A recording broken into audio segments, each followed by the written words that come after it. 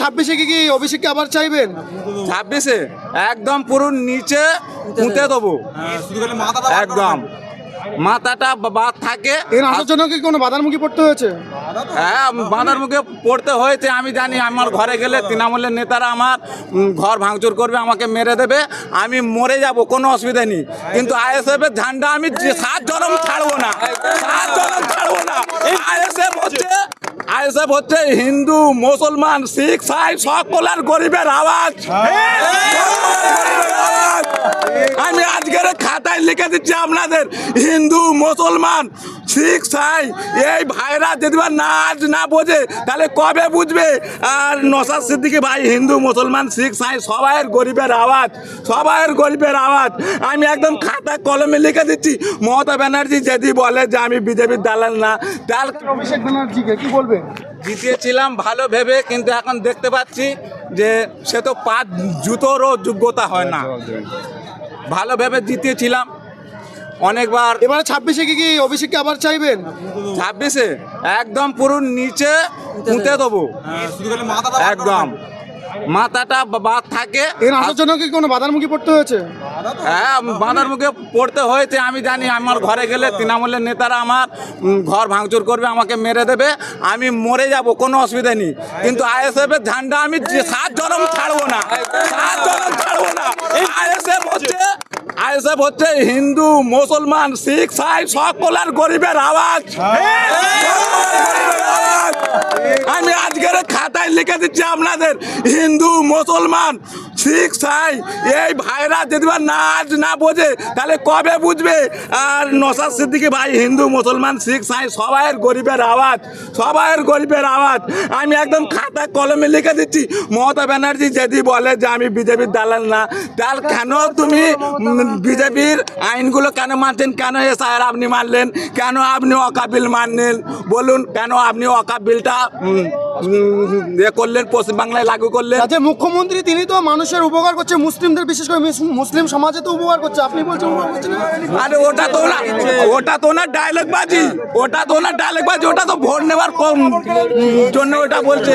কিন্তু অরিজিনাল কথা হচ্ছে উনি গরিব বিরোধী দল, হিন্দু হোক, মুসলমান হোক, যে কোনো ধর্মের উনি হচ্ছে মমতা ব্যানার্জি গরিব বিরোধী দল। তাহলে কি মুখ্যমন্ত্রী আসল রহস্য ধরে ফেলেছেন আপনারা? 100 বার আমি না ধরিনি, পুরো গোটা বাংলা ধরে ফেলেছে, হিন্দু, মুসলমান, শিখ, সাই সবাই ধরে ফেলেছে। 26-এ কাকে চাইবেন এবারে?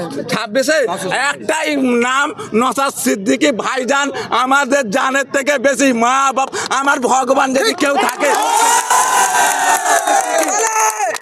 আমার ভগবান একটাই, তার নাম নওশাদ সিদ্দিকী, আমার ভগবান। কেন এত ভালোবাসেন নওশাদকে? নওশাদ সিদ্দিকী গরিবের কথা বলে, উন্নয়নের কথা বলে। এই 77টা, এই 71টা বিজেপির এমএলএ, ওই তারা কিছু উন্নয়ন করেনি। আর একটা ভাঁড় থেকে এমএলএ হয়েছে নওশাদ সিদ্দিকী, তাকে বলছে সে কি উন্নয়ন করছে, তাকে উন্নয়ন করতে দিলে তো সে উন্নয়ন করবে। এখন একটাই ভয়, শুধু নওশাদ সিদ্দিকী ভাইজান কথা বলতে পয়েন্টে মমতা ব্যানার্জির ব্যথা লাগছে। 26-এ নওশাদকে হারাবে, কি বলবেন এবারে?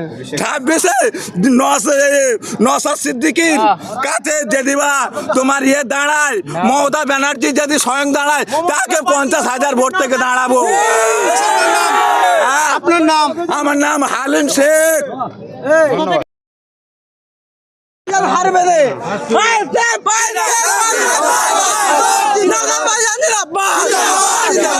কোন বিধানসভা থেকে এসছেন? পাঁচলা বিধানসভা। বাধার মুখে পড়তে হয়েছে? না, কোনো বাধার মুখে পড়তে হয়নি। একটা তবে টোল ট্যাক্সে একটা টিএমসির দুষ্কৃতি খুব ছিল, তো আমরাও জবাব দিয়ে দিয়েছি।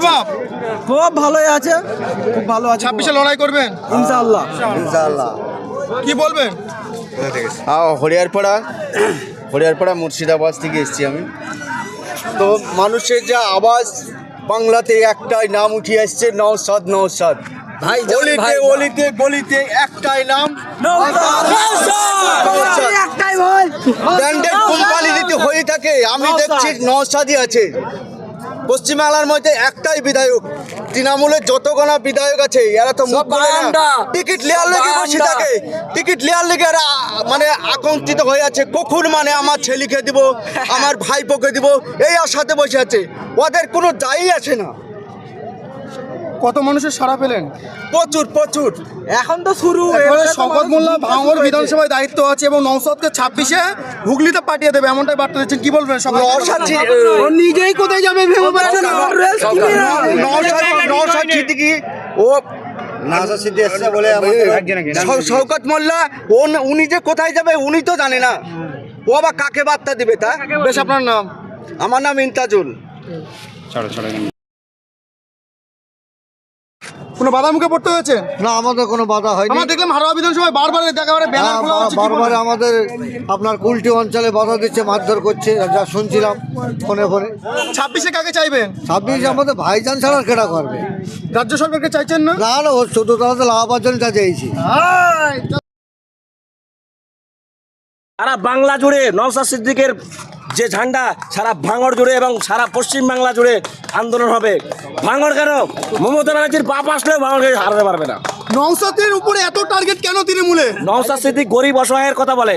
নওশাদ সিদ্দিক এমন একটা ব্যক্তি, নওশাদ সিদ্দিক এমন একটা আইডিওলজি, সারা বাংলা জুড়ে গরিব অসহায়ের কথা বলে, হিন্দু মুসলমানের কথা বলে, তাই নওশাদ সিদ্দিককে দমিয়ে দেওয়ার চেষ্টা করছে কোথা থেকে এই আসছেন? বাংলার। আমি বাদুড়িয়া থেকে আসছি। আপনাদের কি বাধার মুখে পড়তে হয়েছে? বাধা তো অনেক বাধা সৃষ্টি করেছে। পুলিশ প্রশাসন আমাদেরকে এমনভাবে হেনস্থা করেছে, প্রত্যেকটা রাস্তায় বলছে এই রাস্তা দিয়ে যাওয়া যাবে না, ওই রাস্তা দিয়ে যাওয়া যাবে না, এরকমভাবে আমাদেরকে পুলিশ প্রশাসন সব দিক থেকে ঘুরিয়েছে। তারপরে কি হলো? তারপরে আমরা আমাদের নির্দেশ, আমাদের ভাইজানের নির্দেশ যে আমরা শান্তশিষ্টভাবে আমাদের পথ, যে পথে আমরা আসতে চলেছি, আজকে শহীদ মিনার ময়দান, সেই শহীদ মিনারে আমরা সুস্থভাবে আসতে পেরেছি। এসআইআর হেরিং আপনার কি পড়েছিল? এসআইআরে হিয়ারিং পড়েনি।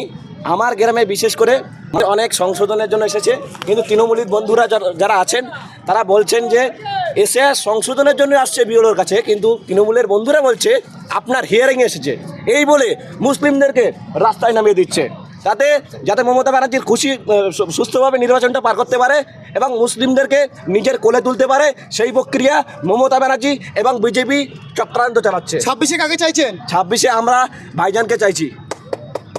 ভাইজানের জন্য